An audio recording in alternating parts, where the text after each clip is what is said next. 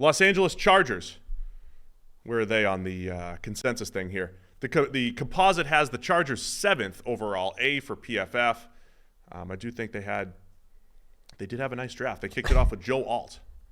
So, again, these decisions that we look back on, passed up Malik Neighbors and Rome Odunze, went with Joe Alt at tackle, circled back in the second round, though, got wide receiver Ladd McConkey, linebacker Junior Colson in the third round out of Michigan, back-to-back Tarheeb Still, the cornerback out of Maryland, and then cornerback Cam Hart out of Notre Dame. That's the back-to-back I'm talking about. Two cornerbacks into so they doubled up there, and they tripled up at wide receiver because they go Brendan Rice in round 7 and then Cornelius Johnson out of Michigan. End of the day here, Jim Harbaugh drafts 2 national champion Michigan Wolverines. Which is definitely the under from whatever the line was. Yeah. I forget what we set, but it was definitely less than or more than they 2. Passed up Sandra Still at 34. Passed up a lot of Chris Jenkins. Yeah.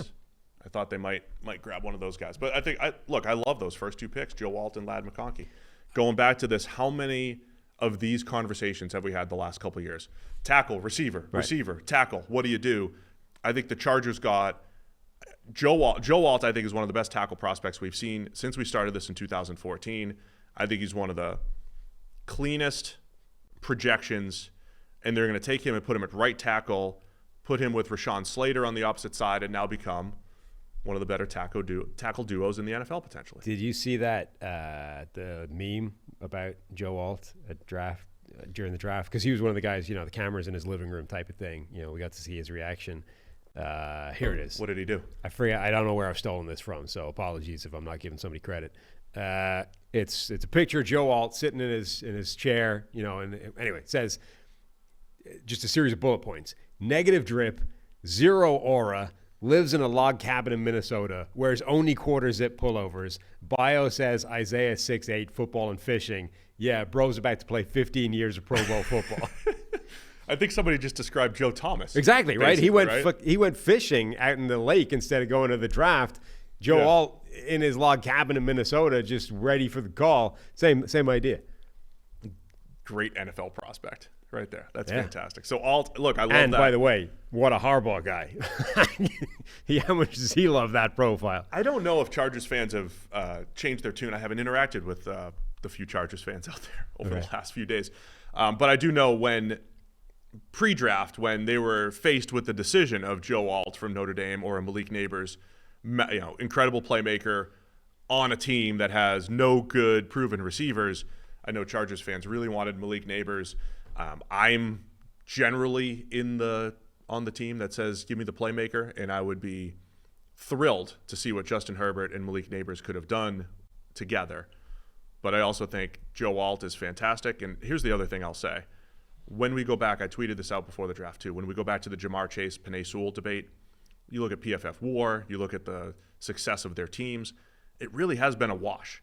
And I think we're looking at similar level. So Jamar Chase, Penei Sewell has been just about a wash as far as value. Which makes me correct at the time. That's what you said. You nailed it. Said, look, can't go wrong. Pick whichever one you fancy. I still prefer I still would have gone Chase. Sure. And I still think there's probably a tick more upside, right? And we're a couple of plays away from an actual Super Bowl for the Bengals.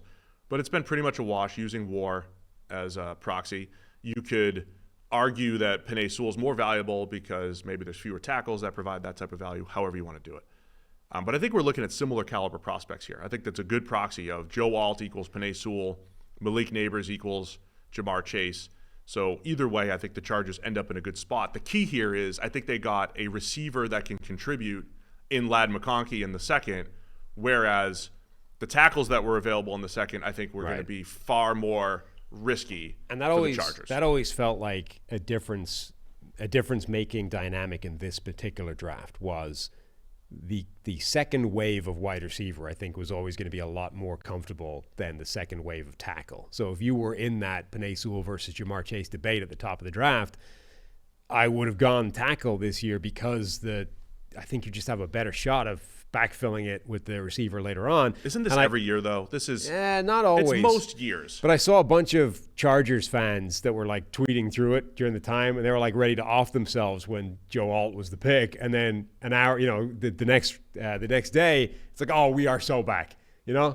Ladd McConkey, and now I'm good. It's like, well, that was always what was happening. It's not like they were like we're out on wide receiver. That's where the horizontal board is there. And look, I'll use the model as just a proxy, and every team's got their own, evaluations there. I had Alt as a clear blue chip number one tackle, and then the receivers there's a chunk of them, right? There's a 10 to 15 guys that we kept saying if they had their name called at late first, it'd be fine. Ladd McConkey is one of those guys.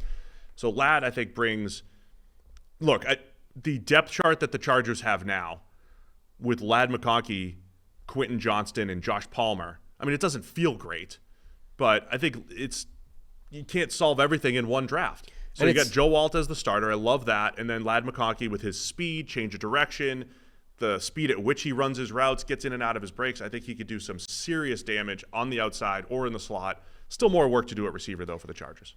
Yeah, and so, I guess around the sort of mid to late 20s, the Chargers were probably feeling great about this, the way the draft was unfolding. They got Joe Alt, and we'd only had 4 wide receivers off the board at that point, right? And then there was a run of 4 receivers picked in the 6 picks before they got theirs, right? So Xavier Worthy at 28, Ricky Pearsall at 31, Xavier Legette at 32, and then Keon Coleman at 33. Those guys all went off the board right before the Chargers' second pick came up, and they ended up selecting Ladd McConkey. So another one of those unknowable counterfactuals, or even just pieces of information. Like, on how many of those receivers were higher on the board for the Chargers than Ladd McConkey? How much was Ladd McConkey a sort of settling pick as opposed to the guy they had identified all the way along? That being said, I do think Ladd McConkey's a really nice fit for this offense. He's got really impressive speed. I've said a lot of times, to me, there are 3 phases of speed, right? There's instant acceleration, the burst off the line, the first 10. Then there's the build-up phase, and then there's how big is your top-end speed? How fast are you at full clip? Ladd McConkey is amazing with the build-up speed. His second phase, he just eats up a cushion and really terrifies defensive backs.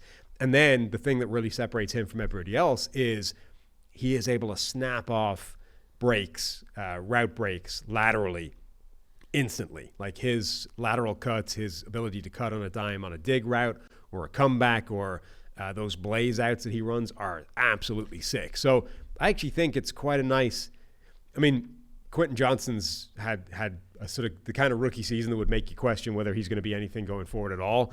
But if he is, his skill set complements McConkey quite well, I think. It's a receiving combination that makes sense, in addition to just a player being added that makes sense. Yeah, McConkey, I keep mentioning speed there, and I know the measurables, 4.39 to go with a 20-yard shuttle of 3.97 and a 3-cone of 6.72. That's 98th percentile, 92nd percentile change of direction. You don't find, and this is just like when I was watching him on film, you don't find guys with speed and the ability to get in and out of breaks that often. So I love that about McConkey. And it kind of the on-field metrics kind of back up what you're saying. His top speeds don't pop. They don't stand out.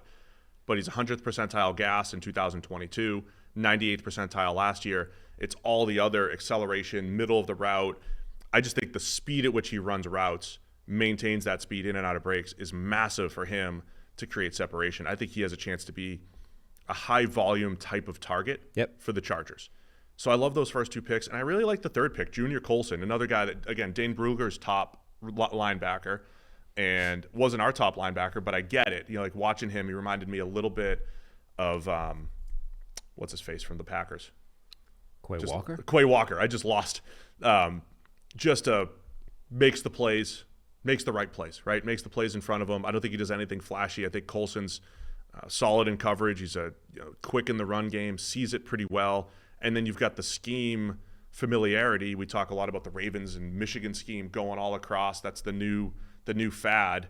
And that scheme probably relies a little bit more on linebackers than others. And now you have a guy that knows how to, how to see route combos pretty well. And so as a third round, pick 69 overall, I think that's a really nice fit for the Chargers. Yeah, definitely. I think that's a good addition there, and clearly a sort of tone setting addition to that defense with Harbaugh and the Michigan connection, et cetera. Cornerback doubling up makes a lot of sense. And then Kamani Vidal from Troy, I think it's a nice pick. That guy, stupidly low to the ground. He's 5'8" or 5'9" or something, but he's 215 pounds at that size. He's a brick. He's so hard to tackle because there's nothing to hit. It's like the old Maurice Jones-Drew thing. Like there's nowhere to get to him. He's just a bowling ball. And so he's got a chance. I mean, the backfield is the Ravens backfield from a couple years ago, right? You got Gus Edwards, you have Right. J.K. Dobbins. Vidal had our top pass protecting grade for anybody with over 100 pass blocking snaps last year. I know Jim Nagy from the Senior Bowl talking him up, loving Right. him. The other thing to highlight, so I think Cam Hart, the corner out of Notre Dame, production was okay, but size and movement skills are very good. And then just the concept of doubling up at corner and tripling up at receiver. So even though the Chargers got, I think, one guy that could be an impact receiver in Ladd McConkey, adding Brendan Rice and Cornelius Johnson in the 7th round, I'm not saying they're going to go out and catch 80 balls next year, but at least adding that depth. And if you just hit on one of those guys, much like the Packers, you never know, attacking receiver with volume, I think, is a smart move. And I didn't love Brendan Rice as a prospect, but in the 7th round, In the that's 7th, an I like absolute it. steal. Absolutely. Like, he sort of runs like a lanky Isaiah Pacheco. There's that sort of violence to his running pattern. He's fast. He's got good straight line speed. Doesn't have great body control, but he's another one of these guys that's kind of a one-dimensional deep threat / slant type of guy. He reminded me actually of Bernard Berrien. You know, remember the old, but he's bigger, like 6'2", 210 pounds. He's a pretty solid size guy. And the 7th, like you said, the 7th round is an absolute steal. Did you see the video of him getting drafted? Brendan, yeah. Yeah. He was at his best friend's funeral. He was on the way to his best friend's funeral and got the phone call that he was getting drafted in the 7th round after what was presumably for him, you know, a slide. Like probably would have thought he'd go higher than that. Just, I mean, those videos are always kind of compelling to watch and, you know, fascinating to see just how much it means to these kids. When you're in the middle, like just what an absolute tornado of emotions he must have been going through, going to his best friend's funeral and then gets drafted, period, but also drafted by a team that it sounded like he really wanted to go to as well. Harbaugh, the new, He said he loves you know, Harbaugh. the new regime, all that kind of thing. Just incredible sort of range of emotions from him then. So rooting for the kid now. Yeah, no, I have to say, I mean, I know we have to be objective and we're trying to give our analysis on the good, bad, or indifferent when it comes to the draft, but the human element stories are always fantastic. Like Darren Sproles last year getting drafted by his dad and everything. There was some, not Darren Sproles. Darren Sproles? Where did that come from? The other short Kansas State guy. Wow, Darren Sproles. That's the most racist thing you've ever said. You're just anti-small. They're all the same to you. All small people look alike. Short plus Kansas All State. people 5'9" and below are just the same to Steve. What's his They're name? just the little people. Listen, in my old age with 4 kids, I'm That's- losing names a that's little bit more. I absolutely only have so many names in my head. That's absolutely Correct disgraceful. me, the Dallas guy. You can't even think of his name. The guy in Dallas. I don't know is this a warning sign? Like I am starting to forget a few things here and there. Uh-huh. Names. That's It shocking behavior. Where is it? He's not even on our top 4 in the depth chart here, so I can't even get him from our depth chart. He's going to play more than that. Kansas State guy, Deuce Vaughn. Just cut that out of the show. Nobody will see it. I got no more use for the Chargers. All small people are just the same human to Steve. Any UDFAs? They're just somebody he doesn't even think about. UDFAs. Who are we talking about? The Chargers. Just a short guy. The other short guy. The other short guy. Oh, how many Michigan UDFAs were there? That's a question. There's one. Carson Barnard, Michigan, offensive lineman. That might be it. Only one Michigan UDFA. We used to think that Pete Carroll was going to bring all his USC guys in, and he Never did. Never did. Just Mike Williams. After the fact. BMW. It's another pretty big undrafted free agent group, though. I'm not counting that list, but it's pretty close to the Chiefs.